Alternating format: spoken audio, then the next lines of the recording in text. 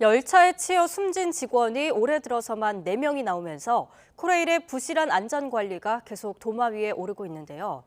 그러나 지난 5년간 코레일은 안전부문 예산을 꾸준히 늘린 것으로 드러나 예산 증액이 안전사고 예방으로는 이어지지 못했다는 해석입니다.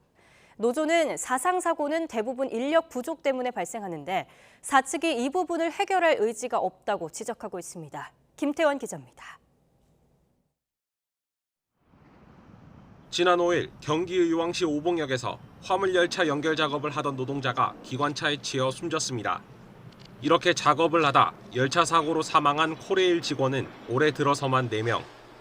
지난 2017년부터 5년간 해마다 70명 가까운 직원이 작업 중 사고로 다치거나 목숨을 잃었습니다. 이에 따라 코레일은 공공기관 안전관리 평가에서도 최근 2년 연속 4등급 미흡 판정을 받았습니다. 그러나 이 같은 추세와 달리 코레일의 안전부문 예산은 지난 2018년부터 매해 오히려 늘어온 걸로 확인됐습니다. 특히 중대재해처벌법이 시행에 들어간 올해 예산은 지난해보다 20% 증가했는데 사상자는 별로 줄어들지 않았습니다.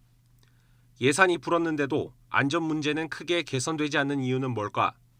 늘어난 예산이 어디에 쓰였는지 살펴봤더니 대부분 노후 열차 교체 등 시설을 보수하는 데 투입됐습니다. 반면 지난 2019년 이후 인력과 인건비는 큰 변화가 없었습니다. 노조는 이마저도 외주 인력을 직원으로 정식 채용하면서 늘어난 수치라고 꼬집습니다. 인력이 충분하지 않으면 위험을 미리 감지하기 어려워지는 만큼 안전사고를 방지하려면 인력 문제 해결에 더 많은 예산이 들어가야 한다고 주장합니다. 인력이 부족한 경우에 사고가 나는 경우가 굉장히 많거든요.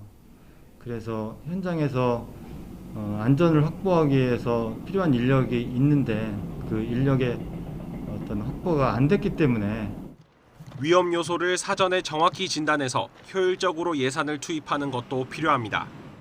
인력 구조, 배치, 운영 이런 데가 굉장히 좀 지금 현재 위험하다라고 진단했다 그러면 예산을 증액하고 또 새롭게 투입하고 했을 텐데 사실 그쪽에 대해서 위험성을 그렇게 제대로 진단하지 못했다.